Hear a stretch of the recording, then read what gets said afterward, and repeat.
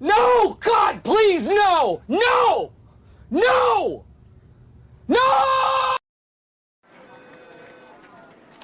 Don't have an ordinary Monday. Have a Burger Monday at Beef O'Brady's. Stacked high with fresh Angus and fries, just $5.49 all day. Beef O'Brady's Burger Mondays. Nobody outbeefs beefs. Never mess with another man's sandwich. Like Beef O'Brady's new prime rib sandwich. Pure indulgence on a French baguette. Or Beef's new pulled pork sandwich. Get $5 off at beefobradys.com.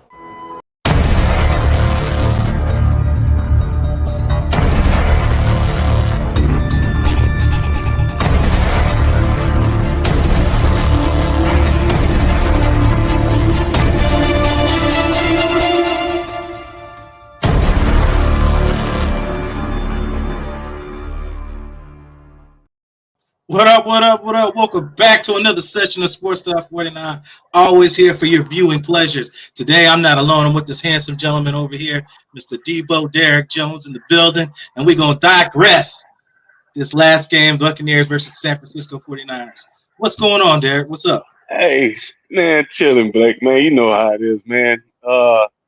Just ready to get this conversation going, man. We got some football to break down. We got to break down some football. Yeah, we just got some two old heads here. Just gonna talk about some football. Just talk about some ins and outs because there's a lot of people on social media these days that give people wrong information.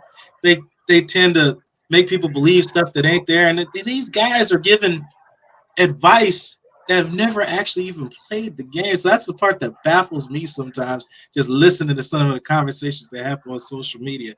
But we're going to talk about it. You see the title. Niners winning home versus Bucs. A perfect Purdy, talking about his passer rating. We're going to talk about the defense. We're going to talk about the offense. Derek's going to say how he feels. I'm going to say how I feel about it. Derek, where do you want to start? Offensively, man, I think when you got an offense and you're in the first year of an offensive coordinator, first year of the system, offensive line issues. It's a lot where we can start at, but at the end of the day, your offense is only as good as your quarterback. And at the end of the day, if we're, I don't know where we're ranked in the league as far as numbers wise, but I know points wise we got to be somewhere, down near the bottom. As far league as average is 22 points. Yeah, league average is 22 points a game, and they've scored numerous games under that. So it's not you're in the probably. I don't know where it is exactly. I'll pull it up as you're talking, but I know it's in the bottom 10. It's got to be. Well, and that's not good enough, man. I mean, last year, I'm going to go back a little bit. So, last year we had Brady here and we had Byron Leftwich as the offensive coordinator. And last year it was a systematic issue last year as far as I'm concerned with the offense. We had the pieces. Obviously, you have the quarterback in Tom Brady, no matter how old he was at the time. But the offense just seemed too vanilla. There wasn't a whole lot of creativity, in the offense. And there needs to be a change. So this year, under Canales, I feel like I've seen a lot of different variations of play sets and route combinations in the passing game. And I'll give him credit. We haven't been a great running team, but he does still try. You know what I'm saying? And that matters because you got to keep a defense honest. So, yeah, we might be 2 yards in the cloud of dust, but we still running at about 20, 15 to 20 times. For a team that can't run the ball, that's still showing some type of commitment, to the run. So it's still keeping the defense off balance. And I think this year, from a passing game standpoint, I think you and I both can say there's been guys running wide open. There's been routes wide open. There's been checkdowns wide open. And the ball just not getting to them. So at that point, you got to point the finger back at the man who's throwing the ball, right? Absolutely. You've hit on solid points. I looked it up as you were talking. The Bucs have scored 20 total touchdowns this season. That puts them at 12th from the bottom. So that would put them 32 teams. So that's 18. what, 18, yeah, or whatever. Anyway, that's where they're at right now. So like I said, they're down there near the bottom. They're not up at the halfway point, but it could be better. And that's why I like to jump on posts where people are talking about there's no schematic to the team, to the offense. I'm like, yeah, because you guys can't see the whole field, whether you have all 22 access or not. That's why I like posting those to try to educate people on what's really going on. You see these routes. There are guys open on all those routes. There's very seldom where there wasn't anybody open, whether it's the check down, whether it's the tight end, whether it's a guy beating a blown coverage. There is a guy open. And while we're talking about guys open, I got to say this before I forget about it. We are underutilizing Trey Palmer because this guy should at least have almost 10 touchdowns this season by the amount of blown coverages on him and him just beating guys and the ball being underthrown or just not being found. But that's time for another conversation. But the offense, yeah, you're committing to the run. And if you can't get the run going, then you got to get the ball to the back in space. And I like that they've been doing that. And because your back is beating the one-on-ones, that's what you want. If you can do if you could do that as long as it moves the chains, I don't care how you do it. Tom Brady made a career off of throwing the running back. Shit, ask James White. And I was like, what he had one game he had 20 receptions, something ridiculous in the game. If they don't want to cover him, then keep throwing to him. But I don't know what's going through Baker's head. And like I said, you said it, and I said the best man won the job in preseason was Baker. That's fine. We're going to roll with it, and we'll just take what it is. Now just look at it. He can get it done. He can get the throws. I just don't know what he's thinking about on certain throws.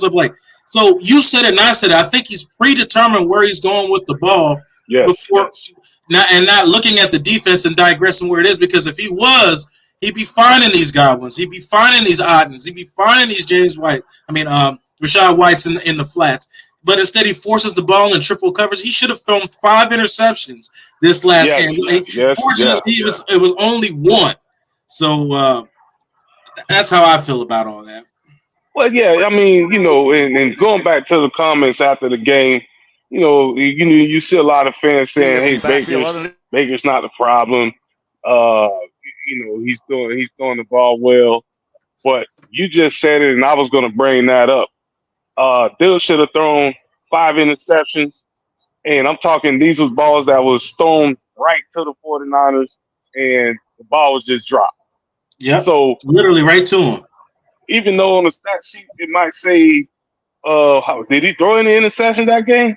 Yeah, he threw it at the end when the defense threw it at the end. Okay, they've had chances to win this game. Yeah, so they had 1 interception in the stat book, but you have to break down and you have to count those opportunities that was literally dropped by the defense. He did not throw the ball well. There was a lot of throws that was predetermined, as you said, and all he had to do was just glance the other way, and he's got guys wide open. So he's not going through his progressions as a veteran quarterback should be. Yeah, and as you're talking about this play, right?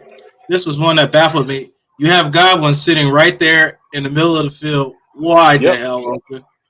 Wide the hell open. Take the throw. He forced the ball downfield on an errant throw out of bounds. Nobody has a chance to catch that. It's just take the gimmies, the layups that are given to you. I mean, that's just one of many I've posted today on social media. And again, it's not just to bash Baker. I just want people to understand what's really happening out there.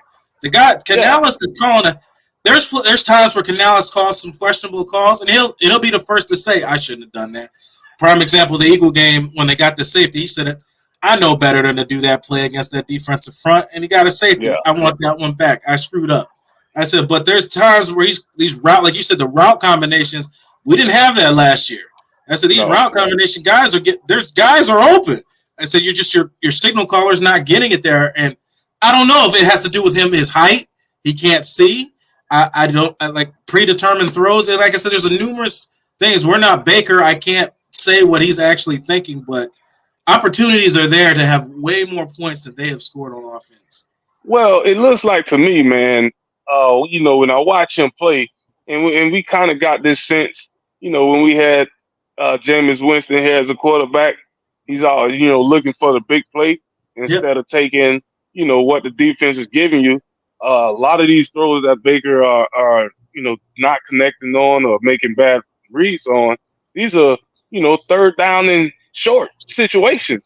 So it's like, why are you taking that shot on the third and short deep when you got an easy first down right here? And I think that play that you just showed up with Godwin, I think that might have been another third down play where he took a shot. He didn't need to take that shot. Just keep the chains moving. Yeah, and there's several plays like that game. I was just going through them. When you go back and watch it as an analysis versus a fan watching it, you just see a lot of, what do they say? You leave it all on the field. There was a lot of points left down that field, a lot of them. And the 49ers are very fortunate that it wasn't another quarterback in there that could make those throws or make that decision, because they would have gotten carved up that game. Yeah, well, the announcer said it during that game that, the Bucs offense was doing a good job of moving up and down the field. And let's be honest. I'm going to be honest here. Last year when we went to San Francisco, it was you saw the game. And I was with Tom Brady. So they was better. Offense was better this year at moving the ball. We just didn't, take advantage of what the defense was giving us. You playing the defense as good as the 49ers defense. You can't keep throwing them jump balls and them 50-50 balls up there on that defense. You just got to go, just keep the chains moving. And I thought if he would have just used his check downs a little bit more, we could have kept the chains moving. And, am I going to say we could have won? No, I'm not going to say that. But, the game would have been a lot closer. And that would have put a little bit of pressure on the 49ers offensively. If offense would have been able to put some more points up, maybe the defense would have been a little bit better. Momentum is one of the things where it affects the whole team. So when the offense is going, defense get a little amped up. They play a little bit better. And when the defense is going, offense, plays a little better. So they just have to, complement each other a little bit better. And the quarterback just got to make the throws that's there. No, you're right. And they both feed off of each other. That's why it was so disappointing, especially late in the game when you thought the game was over. Tampa Bay was able to get down and get the game within 2 scores, coming back with a 3-play drive, then getting a stop, getting a big kick return. And then they just got stuffed in the red zone both times. One was an interception, one was a turnover on downs. It's just miscues that you could have possibly stolen that game late in the game. And we were talking about points and things like that. I just wanted to ramble off some of the scores this season when we talk about points per game. You scored 20 points. You scored 20 points against Minnesota. Then that's below league average. 27 against the Bears, above 11 against the Eagles. That's below 26 against the Saints. That's above 6 against the Lions. That's below Falcons to 13. That's below 18 against the Bills. That's below. The one time you put points up, you lost in the last seconds of the game against a horrible defense. They put up 37. We all know the ending of that one. 20 against the Titans, which should have been a missed opportunities in that game, and then San Francisco at 14. So it's too many games where you're below the average amount of points scored. You're not going to beat any team scoring them kind of points. But no. I know you rag on the defense a lot, but and I want to agree with you, but I got to look at the statistics. I got to look at the totality of it. So I did some research. They are terrible on third downs. They give up a lot of yards, but they aren't giving up a lot of touchdowns. I said they're number one in defense. They've only given 4 rushing touchdowns the entire season. They've only gave up till even in last week 23 passing touchdowns. So the defense has only given up 27 total touchdowns in 10 weeks in a passing league. That's not bad when you look at it that way. But when you look at the game, it just looks like they're getting shredded, which they are. But they're not allowing people to get into the end zone. It just looks bad because we're not scoring any points. if we're scoring points, I don't think that emphasis goes so much on it. So, when people are saying, fire Bowles and the defense is bad, Yeah, I'm like, no, I don't agree with the fire Bowles, man. He's been a defensive coordinator his whole career. He's regarded around the league as one of the top defensive coordinators in the league. Hey, it's not his fault if people in our secondary can't stay healthy. I mean, it seems like every single game that these guys, every other game that they dress, one of them is getting hurt. The next game, the other one is getting hurt. You're never healthy at the quarterback position. And they got paid. Hey, man, I didn't want to say it. But, one of those guys are about the third highest paid player on the team. And this guy is always hurt. I don't even know why he's on the – I ain't going to say that. Let me take that back. He's on the roster as he's a starter, so he's to the Bucs, he's good, but I don't know, man. You know what they always say, the best availability is being on the field. It's your availability. So if you're not healthy and you spend half the season on the injured reserve or missing games, then we can always move on and we can get some guys that could, stay healthy and be on the field and have a bigger impact. So, and I don't think now Todd Bowles has always been an aggressive defensive coordinator, right? Yep. He's always sent the blitz. He's always played press. He's played a lot of press man. We're playing a lot of zone this year, a lot more than normal.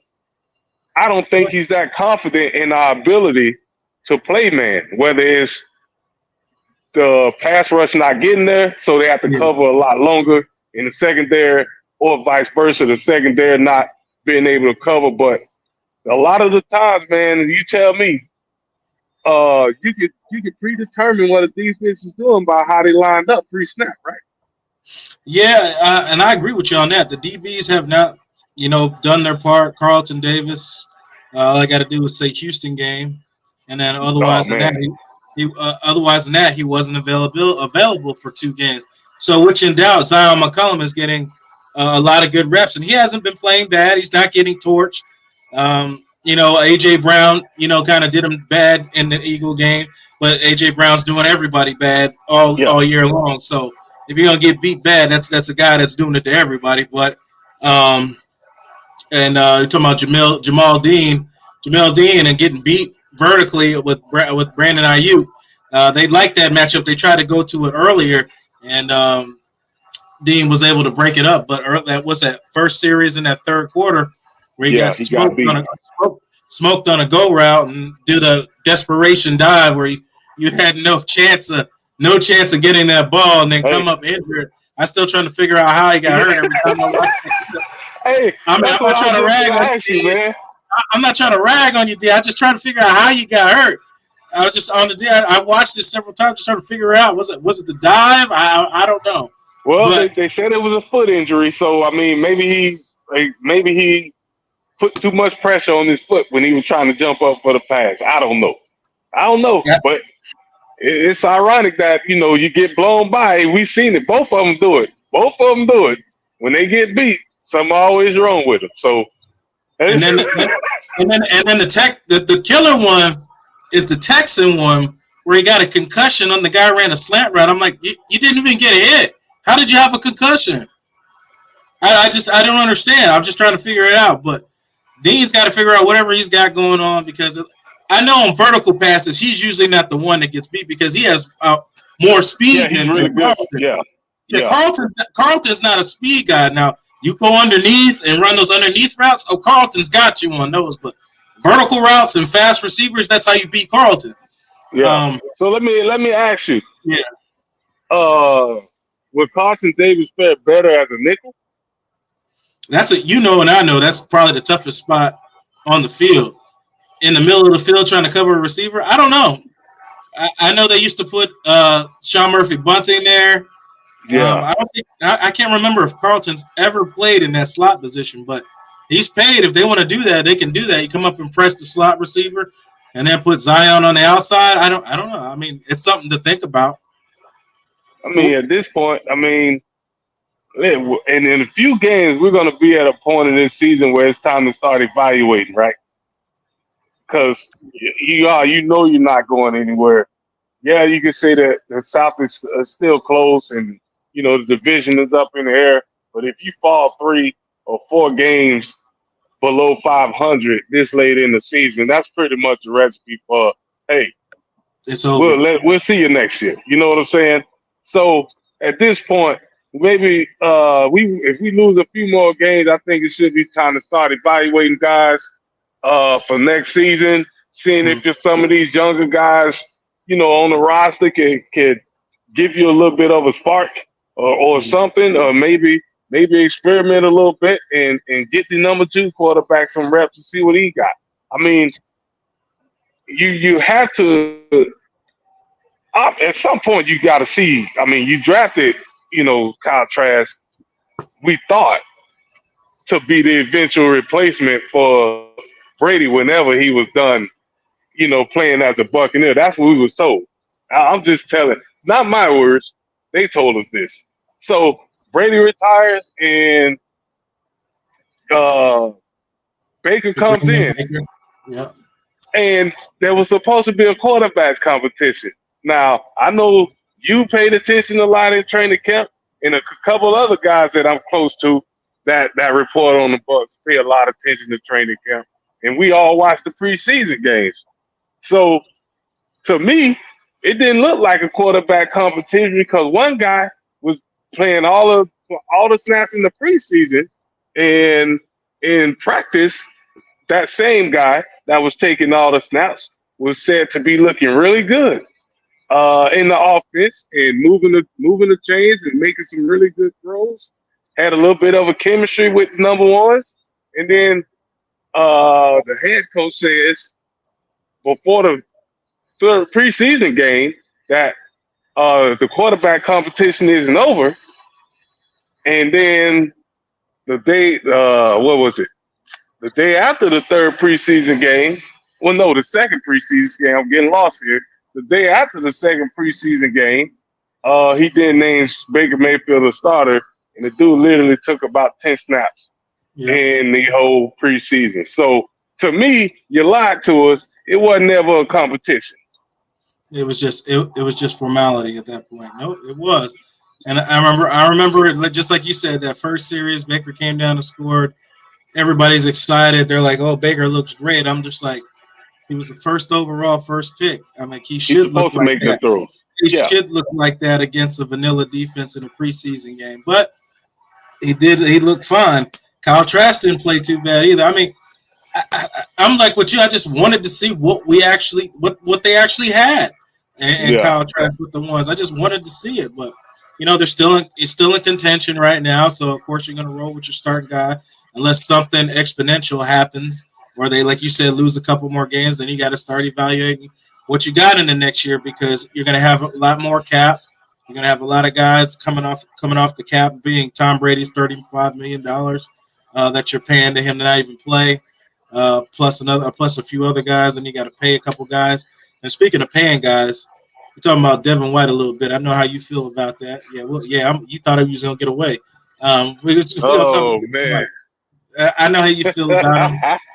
I'll say it on air. I'll admit when somebody's right. He's not Fred Warner. I'll admit he's no, he's not. No, he's not. I've been saying that for a while. He say, and you're not gonna get any argument out of me out of that. I said, but he in Bo's system, he does what Bo's wants. He's a run stuffing linebacker. He's not good at pass coverage. So my question is, why don't you take him out on pass coverage or use him like Michael Parsons? I know why they're not using him like Michael Parsons, because if he comes out and has like 10 sacks like he did I think it was his second year or that ridiculous year that he had, you would have to pay him an exorbitant amount of money in his contract. So I think if the Bucs re-sign him, I think they will use him that way and put Dennis or somebody back in the secondary on passing downs or thing like that. I'd be with that if that's what you wanted to do like that, because he can pass rush. That dude can get to the quarterback. He's very good at it. Yeah, he's one of the best in the league from a linebacker standpoint at getting getting sending that pressure. He's one of the best. I'm not gonna fault him for that. He can do that better than a lot of other linebackers in the league. But when you play a middle linebacker in football, the name of the game is disruption, and you got to hit people in the backfield. And we're not seeing enough of that in the running game. Matter of fact, I'm seeing a little bit too much pity pat hands. If you're a linebacker and you're just running downfield and you got your hands up like this and you're not trying to, disengage or rip through push contact. Yeah. You're not trying hard enough and you're just allowing yourself to get blocked. So, and that happens more often than not. You see, just watch, fans, I just watch the next few games. If there's a big run and it's up the middle or, just watch for a big run and then just pay attention to where Devin White is at. I've been locked in on this guy because while he's a good football player, you can use his services. He's a good football player for the middle linebacker position, especially in the 3-4. I'm gonna think about some guys. Let's go to the Pittsburgh Steelers, Levon Kirkland, Kevin Green, Greg Lloyd. Yeah, I'm going back. You know what I'm saying? When those guys in the 3-4, they came off the ball. Anybody in front of them was getting ran over. Period. There's no, hey, I'm going to wait for you to come and block me. As a linebacker, you don't wait for the black man to come and engage. Oh. You go and force the action. So you catch him before he can get his hands up, and you lay him out. Even if you can't make the tackle, you cause a pile up in the middle. You force that running back to reroute. Right. It's just like if you don't understand what Derek means, he means when you're a linebacker, you have a gap responsibility. And you have to have gap integrity. So if you run around a blocker, you've just created a huge gap for the running back to run in. Just like you said, even if let's just say you run up on the guard and you get pancaked. You created a pile.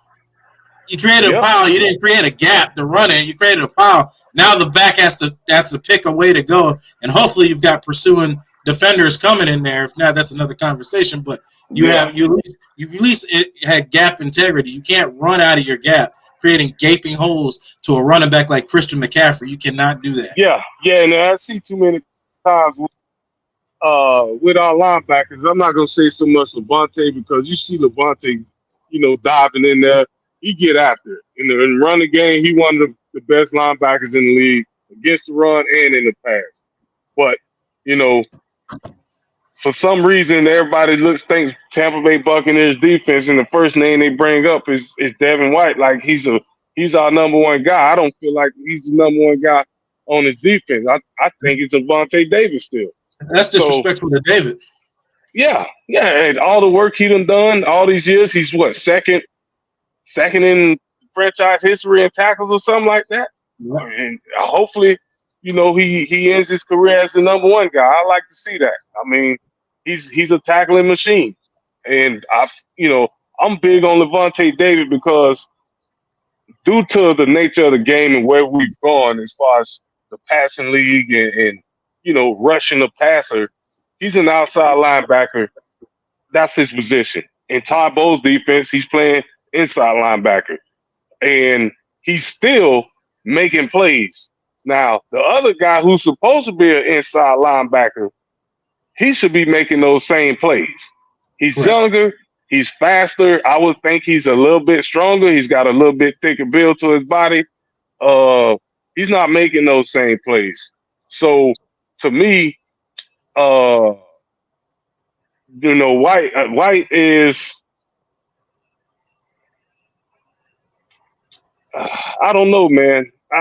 As a middle linebacker, I really don't like him because I don't think he's in the 3-4 defense. I don't think he's a middle linebacker. Like you said, maybe they could use him as an edge rusher coming off the edge, but then you have to get into the Michael Parsons category, and he'll get that $100 million he wanted if you put him out there and let him just go get it.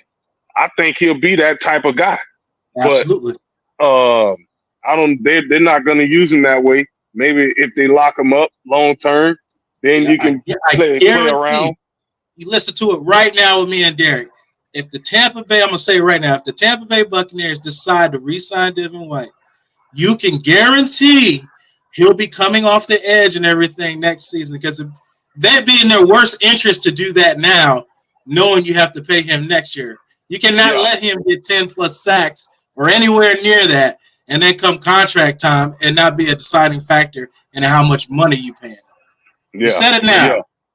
Yeah. We said it here. So just pay attention. If it comes up and he does get re-signed, I'm not saying not re-sign him because he's an asset, but that $100 million mark that he's talking about, listen, we have to talk about that one.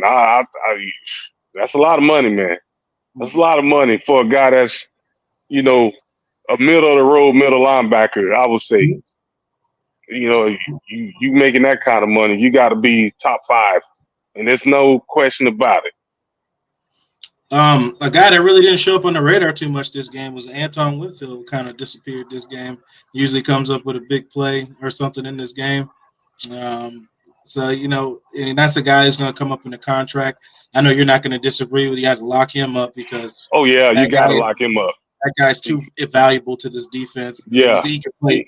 He can play box. He can play over top. That is the kind of player that every team wants. Yeah. And if they somehow let that slip away, this team is going to be hurting. Yeah. He's been high level to elite since the day he came in, and you got to lock him up before anything. Whenever his time comes, you got to make sure you lock him up. There's no, well, we're going to see or we're going to franchise him. Nah. You'll make a mistake by franchising him. No. You got to lock him up. Pay him. You got to pay him. You let Joe Tryon go. Yep. You let Joe Tryon go. You lock up Winfield. I would have liked to see him, do it as soon as the offseason comes. Don't even let that whisper even come out there that he's coming into the free agent. Get that done. If Levante David is able and wants to play, you bring him back again. I don't see his play dropping off any this season. Oh no. Unless, like I said, unless he wants to. I know I talked to Ron, his agent, a lot, and Ron's always told me on the show several times, said if he's able enough and healthy enough to play, he's going to play until he can't do it anymore. So I mean, right now it looks like he can still do it. And then the other question comes with the Mike Evans situation. What you're going to do with that? So. Well, to that, if you can get him re-signed, you do it because, again, he's a playmaker. But you have to be careful about exactly how much you give him because you don't give new contracts based on past performance. You actually give new contracts based on potential and what they're going to do years down the line. So if people are saying you pay him whatever he wants, then you're basically paying him for the past. But that's a lot of money. So is he going to be able to maintain this level of production in 4 to 6 years? And I forgot one more. That one and Tristan Wirfs you got to pay. Yeah. Yeah. Hey. Tristan Wirfs, Buccaneers, you see this finger? That's Uncle Sam. Listen here. Listen here. You pay Tristan Wirfs whatever he asked for. This man has been the best right tackle. What do you need? What do you need, man? Listen. He's been the top right tackle in the football since he came into the league. He's transitioned to left. He just gave up his first sack of the season this past Sunday. You have the best lineman in football on your roster. You pay him what? Yeah, the most serious face. And I don't think anybody's going to argue that because everything you said is valid. And you gave up a first sack to a premier pass rusher. Yeah. You got to sign. You got to lock him up. Maybe Hey, matter of fact, that money that they saving, once that Brady money come off the books, it's probably gonna go all to him. Here's another question. What do you do with Shaq Barrett? That exorbitant amount of contract, I think he's and gonna be a cap casualty, man. I don't see that performance anymore like I used to. He's a good guy. You feel for him. Everybody, got a little warmth in their heart for the situation he's going through, personally. But when you're on the football field, it's about production. And if you're getting paid like he is, you gotta produce. And I just don't think his production is worthy of what he is making. So there's going to be a conversation about restructuring, and if he doesn't want to do that, he's going to be out of there. And like you said, the game when you say that, the first game that comes to my mind about production is, like you said earlier, when they want to go zone coverage, they should, with the amount of money that you're paying it, you're getting every dollar's worth out of Vita Vea. He's not in this conversation. Vita Vea is playing out of his mind. Yeah. But let me clear that first. I said, but when you rush 4 in a zone coverage and you have at least one said be elite pass rusher, you should be able to rush 4 and still create pressure. They are not doing that. They can't do that. Yeah. And look at the Houston game if you don't believe me. Todd Bowles looked at Stroud's tape from last year, and he said he was very good against the blitz. So they decided to go zone that game. That didn't work out too well, but they didn't get any pressure. That's why I'm bringing it up. I said you should, with the amount of money you're paying that guy to rush the quarterback. I didn't see him making any impact.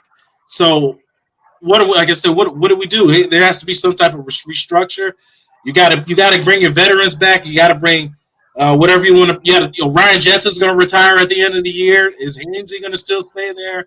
What do you do at left guard? I mean, I like Stinney. I don't know. You still got to think of these things. There's just a lot of questions. And, you and I both know the way to win this game in this league, you got to bulk up your pass rush. You got to bulk up. You got to have the one thing Sean Payton was always good at in New Orleans, that every draft you saw one of the two things. I think I can't remember who it was I had on here, and we went back from the beginning when Sean Payton got to the Saints. He picked up one defensive lineman and one offensive lineman in every single draft that he had. And some part, those guys ended up starting on that team. I'm saying that because you always got to have a plethora of guys at those spots because you win and lose games with those guys. Yeah, you got to, man. The front 4 on the defensive line, or the front, 3 in the 3-4, and then on the offensive line, you gotta be ready to go to war, man. I mean, that's the toughest position to play on the field outside of probably cornerback.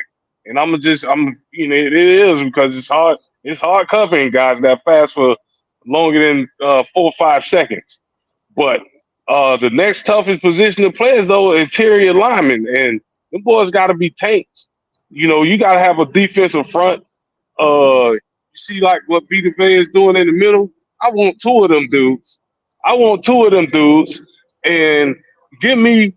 Let's see. We don't have no elite pass rusher, but if you can add a Micah Parsons type of edge rusher in there, or somebody just on that same level. He ain't even got to be Michael Parsons speed, but just production wise, just give me guys doing, and you add that in, now you got something on the defensive line. Because the difference with Dallas is they could take Parsons and they could drop Parsons into coverage, and he can run the whole length of the field with a dude. That's rare. That's why I'm saying we don't need a Parsons, but you need a guy that you don't have to know, okay, when this guy lined up, he's coming, because he can't. You drop him in coverage, he's a liability. You need guys, linebackers in the 3-4 that's on that outside coming off the edge that can do both. Not just rush the passer, but you could drop them off in the coverage and disguise some stuff, and you won't lose anything with them dropping off in the coverage. Right now, we don't have no flexibility with our linebackers because they're one-dimensional. Most of them are one-dimensional, and the only one that can cover in coverage is David. And you got 3 other dudes on the field. So Yeah. it's like, what if Todd Bowles' hands are strapped? Now you can say, well, this is the lineup we drafted these guys while he was a defensive coordinator, but at the same time, he wasn't a head coach either. So now he's the head coach, and he's gonna have to make head coaching decisions in this offseason if we want to improve on third down. Part of the third down issue is we don't have enough flexibility at that linebacker position to even disguise teams to throw them off. Right. So you're trying to drop guys off, and you can't drop guys off because they're a liability in coverage. Nope, you're absolutely. Yeah, you're right, because there's really no versatility. Pretty much the guys that you see out there, that's what they're gonna do, and that's what you're gonna get out of them. One rookie that has shown up is Kalisa Kancey. Everybody was worried about him at the beginning, but the guy has shown he can run, throw the run, and rush the passer. Yaya Diaby is slowly coming on 5 sacks already with limited play. So he said, that's a guy who probably will replace Joe Tryon if they decide to go another direction with him. But they have to get more versatile guys on that defense and keep bulking up, because if you want to be a hybrid type defense, or where you can mix and match guys and disguise your defense and trick quarterbacks, you need versatile guys, you need versatile players. Yeah. I mean, that's basically, for Todd Bowles' defense to be successful like he wants it to be, that's what you need. You need a bunch of guys that hybrid that can stop the run, and they can get back, and if you need to drop them off to disguise a coverage or a blitz package, you can drop that guy off in the coverage, and he can get his job. He can do his job in coverage as well. And we just don't have that. And the Joe Tryon, experiment, we all know just by the last couple of weeks, that thing is probably over with, because they got the young guy in there. He seems to be doing a lot better, at least generating, pressure than Joe Tryon, and stopping the run. Yeah. Marquise Watts has been getting on the field too. Yeah. So they're slowly moving their way on to push him out. And Watts was the one that made that play against the Titans quarterback hit where Antoine Winfield got the pick with the QB hit. That was Marquise Watts that got that hit on that play. And he only played like 5 or 8 snaps or whatever, and made an impact play in those plays. So that's where we're at right now. Bucs play. Why am I brain farting? I know who they play. Oh, the Colts at home. Colts on the road next week. Yeah. Colts on the road next week. It's going to be a tough game, man. The Colts, that's going to be a tough game. If another big people don't know about the Colts, their team kind of on the in-between like the Buccaneers. They got a young roster. Offensive line is pretty decent. They can run the ball. They will challenge us, rushing the ball. And even though Richardson got hurt early in the year, what's the quarterback name? I always forget his name. Well, Minshew, ain't it? Yeah, Gardner Minshew. And, he's kind of holding the fort down at the quarterback position over there. And he's done some good things. And they've stayed competitive in all their games. So that's going to be a tough matchup. Anytime you go on the road, it's always tough.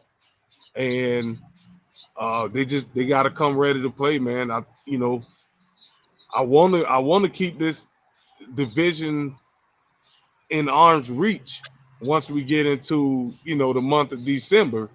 Right. But they got to play better, and I think as a coaching staff, they got to be better at just figuring out and putting guys in position, and putting the team in a better position. But offensively, Canales, I've been happy with him. His play calling has been good. He's mixing things up, and it's not all on him. I know he'll get up there at the podium and say it's all on him. As a head coach, you're a leader. You take the fall anytime that you're going through struggles. But at the end of the day, you call the play, and then the players got to go execute. So if they could go do that, and Baker could just, take what the defense give them, we should be a competitive game. Yeah, they're going to have to score more than 18 points to win this game, because if you do that, then you're playing right into what the coach want to do. You're going to have to score at least 28 points to get away with this game, because they're going to run the ball heavy, play action, and they have a good defense. Yeah. So we'll see what happens. Any final thoughts, Derek, before we get out of here? No, man. Final thoughts is this. When you guys hear me in the groups, or read my replies in the group, just know this. I'm a Buccaneers fan through and through. I was born and raised in this area, and that's my team. I don't root for anybody else. But at the same time, as I've been doing my Rat Pack Sports Show for a while. Blake, me and you, we go way back, and we've been doing this a while. So when you're doing what we do as fans, you got to take the goggles off when it's time to break down and really get into the gist of where the team is struggling at, and just being constructive with the criticism that's happening within the team. Don't take it personal because we telling you you might think somebody's playing well and they're not, because at the end of the day, me and Blake watched the game different. Like, we played the game. I played multiple positions on the defensive line, pretty much played every position on the defensive line. I played outside linebacker. I played on offense. So I've sat in the film room on both sides of the ball. We've learned how to watch film on both sides of the ball. And when we watch the game, we don't break down the end of the play. We break down everything in the middle of the play. So from the time of the snap to the time of the touchdown or the 20-yard run or the 40-yard pass, me and Blake are looking at everything that's happening in the middle of that. And a lot of people don't understand or know or even see all that happens in there. So when we come to the table, we might be talking some, a different language, and you guys not understanding it, but we just giving you an honest breakdown, man. Hey, there's a lot of people that do what we do, that they are homers. Oh, we're not gonna say there's a lot of those. It's a lot of those. We don't want to be homers, man. We want to give y'all the real deal and educate at the same time. So when you're watching the game, you're gonna start seeing the stuff we're talking about, and you're gonna be like, you know what? Blake and Debo was just talking about that on Tuesday. In the next game, you might see what we're talking about. Just pay a little bit more attention to the details. Yeah, that's it. Don't get so caught up. Don't just caught up seeing the game. Watch what's going on. Watch. See the totality of the play. Is basically what he's saying. And my final thought. Yeah. Lay off the Fire Five Bowls thing. Lay off of it. You don't want to go back down that rabbit hole. I'm gonna tell you right now what'll happen if you decide if you want to rally and fire top bowls. You're gonna lose a lot of these players because these players love Todd Bowles, and then you're gonna bring in another guy who's not gonna know how to use these players that Todd Bowles got. I've said it before and I'll say it again. Todd Bowles, the Super Bowl winning defensive back for the Washington Redskins at the time. He's played defensive backs his entire career. He's turned guys that you didn't know their name into decent players. So the guy knows what he's doing. Whether or not they execute what he's saying is a whole other thing. When you got to cover a guy one-on-one and you're falling down, that's not the play call. That's the player.